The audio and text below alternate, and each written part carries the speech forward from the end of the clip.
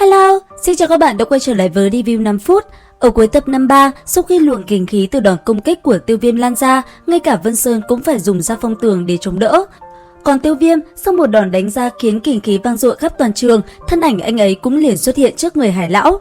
Phía sau anh ấy, Lâm Diễm cùng Liễu Kình và Lâm Tu Nhai cùng một vài gã đấu vương cường giả cũng tập hợp đầy đủ, một luồng khí thế nhất thời bạo phát. Đối diện với anh ấy, đám người Vân Lam Tông rất nhanh đã tập hợp lại, chứng kiến đông đảo cường giả xuất hiện, bọn chúng có chút bối rối.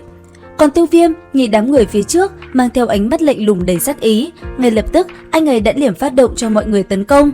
Nhất thời, sau lưng Tiêu Viêm, cường giả như mưa hai cánh khẽ động đã liền lao thẳng về phía trước và công kích đám người Vân Lam Tông.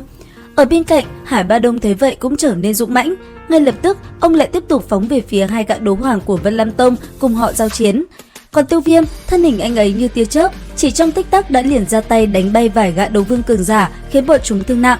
Trước hết, chứng kiến Nhã Phi gặp nguy hiểm, thi triển Tam Thiên Lôi Động, Tiêu Viêm đã liền đi tới quét sạch đám người kia, khiến thân thể bọn họ nổ tung. Sau đó, thân ảnh Tiêu Viêm cũng từ từ xuất hiện trước mặt Nhã Phi, bởi vậy ánh mắt của cô gái kia đột nhiên trở nên ngưng trệ.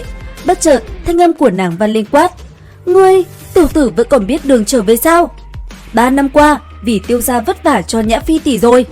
Đúng rồi, mau đến xem đại ca ngươi." "Cái gì? Đại ca?" Nghe được câu nói này, Tiêu Viêm không dám chậm trễ, ngay lập tức anh ấy liền vọt vào bên trong. Chứng kiến nhị ca đang bị đám người Vân Lam Tông vây công, nhất thời dị hỏa trên tay liền bạo phát, làm trái tim của đám người kia như bị thiêu đốt.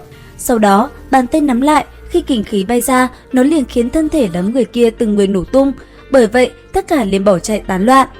Ở chính diện, nhìn Tiêu Viêm xuất hiện, thanh âm Tiêu Đỉnh cười khoái chí nói: "Ha ha, rốt cục người đã quay trở lại, thật không làm cho đại ca thất vọng. Đại ca, chân của người..." "Không sao, chỉ bị trúng độc khiến nó tê liệt mà thôi, may mắn đầu óc không có việc gì." "Đại ca, mấy năm nay khổ cho huynh rồi." "Tam đệ, người khổ không chỉ có ta, 3 năm nay tiểu gia hỏa ngươi chẳng lẽ không chịu khổ rất nhiều sao?" "Đại ca, người yên tâm, về sau huynh sẽ không còn phải chịu thêm nỗi uất ức nào nữa." "Ta cũng hy vọng như vậy." Nghe những lời này, Tiêu Viêm gật đầu, sau đó anh ấy liền quay sang Nhã Phi nói: "Nhã Phi, cảm ơn tỷ, bên ngoài Vân Lam Tông giao cho ta đi." Dứt lời, thân ảnh Tiêu Viêm cũng liền lao lên phóng thẳng ra bên ngoài. Thấy vậy, Nhã Phi liền hô lớn nói: "Này, cẩn thận một chút, người bọn họ nhiều lắm. Nhã Phi tỷ, kêu người Mễ Đặc Nhĩ gia tộc lui về phía sau phòng tuyến đi." Nghe thấy câu nói này, Nhã Phi liền ra hiệu cho mọi người lùi lại. Còn đám người Vân Lam Tông thấy Tiêu Viêm, bọn chúng như đứng hình.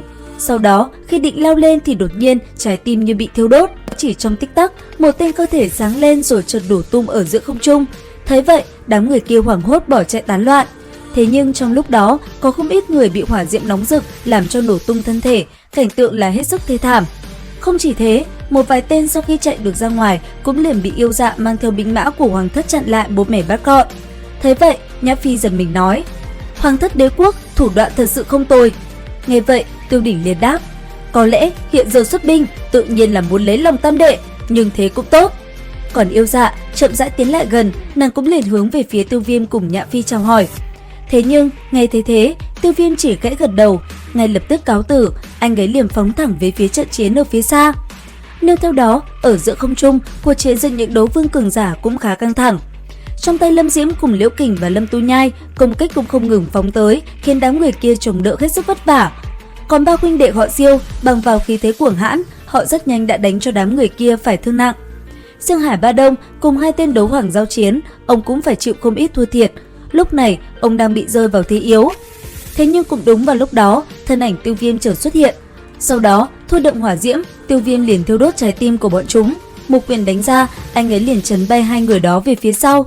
Ở bên cạnh, Hải Ba Đông cũng vận toàn lực, hai con rồng băng liền lao tới truy kích. Tới cuối cùng, khi công kích của Tiêu Viêm cùng Hải Ba Đông đồng thời đánh ra, trong khoảnh khắc va chạm, hai gã đấu hoàng cũng đồng thời bỏ mạng. Bởi vậy, cảm nhận được khí thế Tiêu Viêm bùng nổ, Vân Vận đôi mắt nhắm chặt, bỗng dưng mở ra, nàng cũng liền giật mình tỉnh táo. Và không chỉ có nàng, Vân Sơn hai mắt nhắm chặt, cảm nhận được cỗ khí thế kia một lần nữa bùng nổ, cũng không khỏi kinh ngạc. Ngay lập tức, bên trong đại điện thanh âm đã liền vang lên nói: "Phát sinh chuyện gì? Có tin tức của đám người Vân Đốc không?" "Hồi bẩm tông chủ, khí tức của Vân Phủ cùng Vân Sát và những vị trưởng lão đã hoàn toàn biến mất." "Cái gì? Người có nhìn lầm không?" "Tông chủ, ta cũng hy vọng là mình nhìn lầm. 2 đấu hoàng và 7 đấu vương, còn thế lực nào có thể tiêu diệt họ? chẳng lẽ là tam đại gia tộc liên thủ với hoàng thất sao? Ta cảm nhận được dường như đám người Tiêu gia đã quay trở lại, rất có thể đám người Vân Đốc đã gặp phải bọn chúng. Tên tiểu tử kia, hắn có lẽ chưa đột phá đến đấu tông, nhưng theo luồng năng lượng kia bạo phát, ít nhất hắn cũng là đấu hoàng cấp bậc. Xem ra năm đó để cho tên này chạy thoát thật là một việc làm khiến người ta rất hối hận. Tông chủ, hiện tại nên làm như thế nào? Không cần tiếp tục phái người tới đế đô, tên tiểu tạp chủng kia đã tìm tới cửa, vậy thì ta sẽ cho hắn một đại lễ. Phân phó xuống dưới, bắt đầu từ bây giờ, Vân Lam Tông sẽ ở vào thời kỳ cảnh giới cao nhất. Nghe vậy, hai tên kia cũng cúi đầu hành lễ, sau đó chậm rãi thoái lui về phía sau. Sau khi mọi người rời khỏi, đại địa lại một lần nữa chìm trong yên tĩnh không một tiếng động. Bất chợt, làn khói đen lại một lần nữa bay tới. Ngay lập tức, thanh âm đã liềm vang lên nói: "Thế nào, người đã tin ta rồi chứ? Chỉ là một tên tiểu tử, bổn tông muốn lấy mạng hắn vẫn dễ như trở bàn tay. Đừng khinh địch, năm đó Tiêu Viêm có thể bằng vào thực lực đại đấu sư lấy mạng một gã đấu vương cường giả, cũng nhờ linh hồn của Dược Trần hỗ trợ. Đợi lần tới, Dược Trần giao cho ta đối phó, người chỉ cần để ý việc bắt Tiêu Viêm là được. Yên tâm, ta sẽ đem đấu khí của tiểu tạp chủng kia phế đi rồi sẽ giao cho ngươi xử trí. Hy vọng vậy đi, tốt nhất ngươi không nên khinh địch, nếu không đến lúc đó kết cục sẽ vô cùng thê thảm."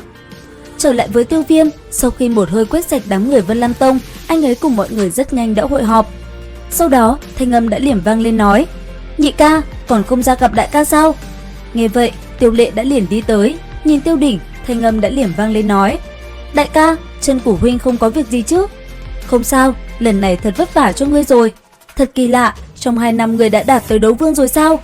"Đại ca, cái này là công lao của tam đệ, nếu không bằng vào thiên phú của ta, hiện tại cùng lắm là đấu linh mà thôi." Dứt lời, Tiêu Lệ liền hướng Tiêu Viêm ra hiệu. Bởi vậy nghe xong, Tiêu Viêm cũng liền hiểu ý, trầm ngâm một hồi, anh ấy liền hướng đại ca Tiêu Đỉnh nói: "Đại ca, chân của huynh là bị trúng độc sao?" "Đúng vậy, nhưng đệ yên tâm, ta không sao." "Đại ca, huynh yên tâm, vẫn còn một ít biện pháp khu trừ." Ở bên cạnh, thấy mọi người như vậy, Hải Ba Đông vẫn lạnh lùng, không dài dòng, ông liền nói mọi người đi vào bên trong nói chuyện. Mọi người nghe vậy, đều cùng nhau cười sảng khoái, xoay người đi theo Hải Ba Đông vào trong đại sảnh. Sau đó ở bên trong, thanh âm Hải lão đã liền hướng Tiêu Viêm nói: "Lần này trở về, người sẽ cùng Vân Lam Tông một phen liều mạng đúng không?" "Hải lão, còn có thể như thế nào được nữa? Một khi đã như vậy, ta cũng nên đem thế lực hiện giờ của Vân Lam Tông nói cho ngươi biết. Trong 3 năm thời gian, Vân Lam Tông phát triển vượt quá sự tưởng tượng của ngươi. Hiện giờ, ít nhất vẫn còn 3 đấu hoàng cường giả. Vân Lam Tông, có lẽ bọn chúng đang sử dụng biện pháp mạnh mẽ gia tăng thực lực.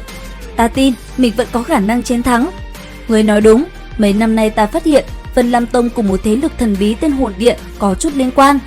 Mặc dù hiện giờ người dẫn theo không ít cường giả trở về Gia Mã Đế Quốc, thế nhưng so với Vân Lam Tông vẫn còn kém không ít." "Hải lão, ta hiểu."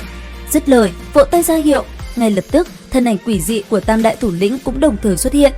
Thấy vậy, Hải Ba Đông kinh ngạc nói: "Ngươi, tiểu tử này, không nghĩ tới vẫn còn ám chiêu cất giấu tới bây giờ." Nghe xong, Tiêu Viêm mỉm cười, thế nhưng đột nhiên Tử Nghiên cùng Bị Độ Toa đồng thời xuất hiện, làm anh ấy giật mình. Thấy hộp ngọc trên tay Tử Nghiên, Tiêu Viêm ngay lập tức thu lấy, sau đó quát: "Không được gây thêm phiền toái, bằng không ta lập tức đưa ngươi trở về nội viện." "Cái này, vừa rồi ở bên kia thấy ngươi đang có chuyện, ta liền cùng Tử Nghiên đi khắp nơi, sau đó ngẫu nhiên nhặt được." Dứt lời, Bị Độ Toa giận dỗi liền biến mất. Thấy vậy, Hải Ba Đông liền giơ tay, coi như không có chuyện gì, món đồ này coi như quà tặng cho mọi người. Đến đây thì hết tập 54/5 đấu phá thương khung. Xin chào và hẹn gặp lại các bạn ở những video tiếp theo.